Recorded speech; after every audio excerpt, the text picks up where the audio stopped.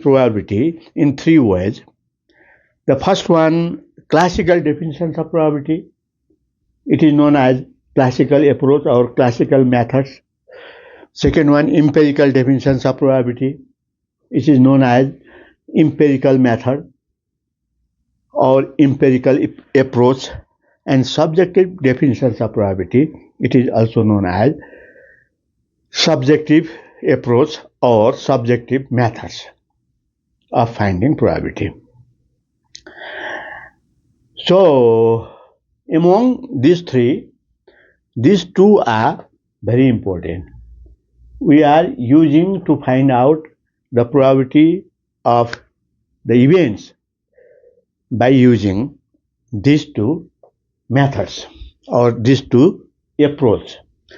And third one is subjective definitions of probability, and mainly there is no any mathematical rule, just thumb rule is there or hard and fast rule. Subjective probability, it is not very accurate methods. Okay, it depends upon the experience or it depends upon the knowledge of any persons who assign probability to an event. Okay, so one by one we try to understand. Okay, sometimes in the examination theory also ask. Okay, so I try to define these three methods. I am going to explain about these three methods. Classical definitions, from the name it is clear that it is the classical. Classical means it depends upon that the favorable number of cases and total number of cases. If we are known about how many cases are in the favor of an event, if we are known about favorable cases, and next, if we are known about total number of cases, then we can easily find out the probability. This method is also known as priori methods. Priori means without performing an experiment. We are obvious to know about what are the favorable number of cases and what are the total number of cases. We are already known. Without performing an experiment, we are familiar about that. So, in this definition, it is not necessary to perform an experiment, to conduct an experiment. So, without conducting experiment, we are known about number of favorable cases and total number of cases. Okay, total number of cases. So it is known as priori methods, and it is also known as mathematical definitions of probability or mathematical methods or mathematical approach also it is known. And for these classical definitions, all cases are equally likely. Cases should be equally likely. So equally likely case means probability of each and every cases should be favorable or should be same, or events or cases are equally likely means their probability of occurrence is same. Some events have more probability of occurrence. Some events have less probability of occurrence. In that case, this definition is not applied. This approach is not applied. So, equally likely cases means probability of occurrence should be equal. And total number of cases should be finite, not infinite. And cases are mutually exclusive. In the case of not mutually exclusive, this definition is not applied, or this method is not applied to obtain probability. So these are the conditions. One, n is finite and favorable case are equally likely, and then cases are mutually exclusive. In that case, this definition is applied to find out the probability. Okay. So here, in classical definitions of probability, okay, probability, suppose A is an event and probability of getting A is obtained by number of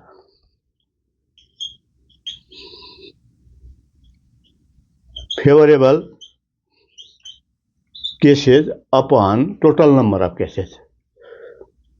Total number of cases. So generally, number of favorable cases is denoted by M and total number of cases denoted by N.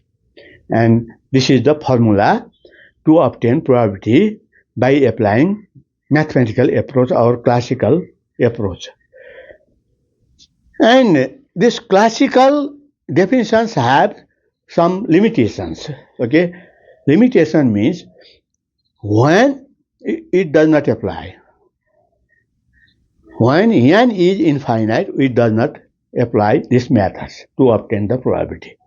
If total number of cases are infinite and if favorable cases are not equally likely, if favorable cases are not equally likely, this method we cannot apply. Okay, clear or not? Okay.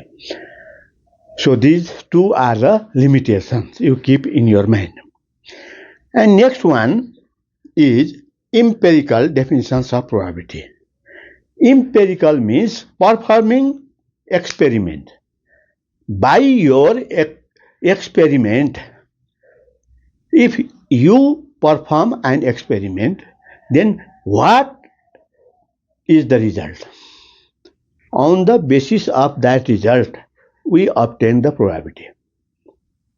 So that is the empirical. Empirical means experimentally we perform the activities. Activities means trial or experiment we perform. What that experiment result will be there, we use that result and find the probability. So it is called empirical. And empirical definitions of probability is also known as posteriori probability. Posteriori means after performing experiment, what result we obtain, we use that result to obtain the probability. So it is known as posteriori, not priori. It is posteriori, after performing an experiment. So it represents the result of an experiment. Without performing an experiment, we cannot obtain probability. So it is also known as statistical method or statistical definitions of probability or statistical approach. Okay. So in this case,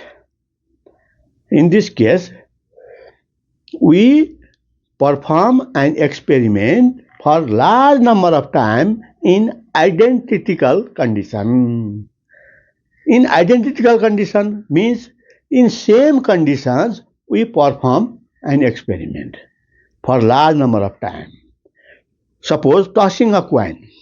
We toss a coin in identical condition, means in same condition we throw the coin. Same force we apply. Okay, in different time we apply same force and condition is same, and then what result will be obtained? We represent that result to obtain probability.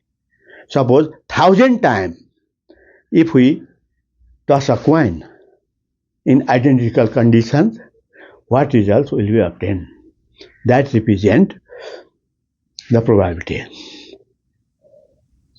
Suppose 100 times we toss a coin, then 30 times head obtained and 70 times tail obtained. Then probability of getting head represented by 30 by 100.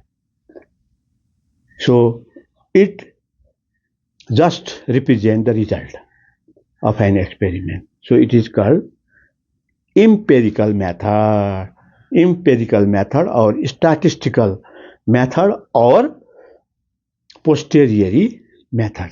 It has also limitations. Okay, it has also limitation. For empirical method, I am going to have probability of an event. In the case of empirical method, we can write limit n tends to infinity.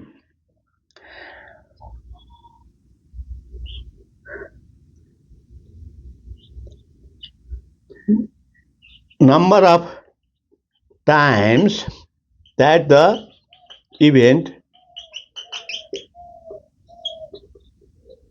occurs and total number of time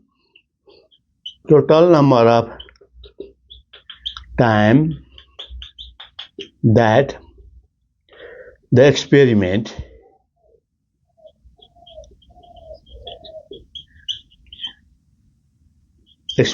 perform.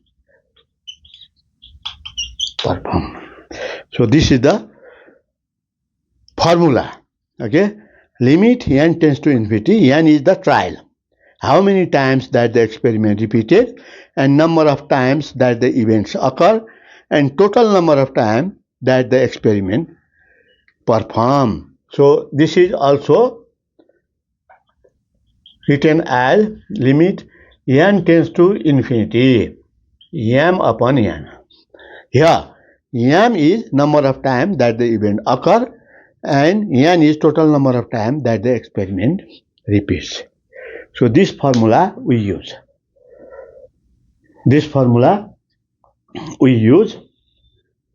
For mathematical calculation. And this definition, this approach has also limitations. One limitation is that it is very difficult to perform an experiment for large number of time in similar condition. In identical condition, it is very difficult. If we toss a coin 1,000 times, then you will be tired. Then how you perform that tossing coin in identical condition? In similar condition, we cannot perform that one. Understood or not? So it is impossible. And next one is this formula. N tends to infinity. If we use this one, we cannot calculate the value of the probability. So if we omit this one, if we do not use this one, then only we can obtain probability. Okay? So formula is this, but from this formula we cannot obtain probability.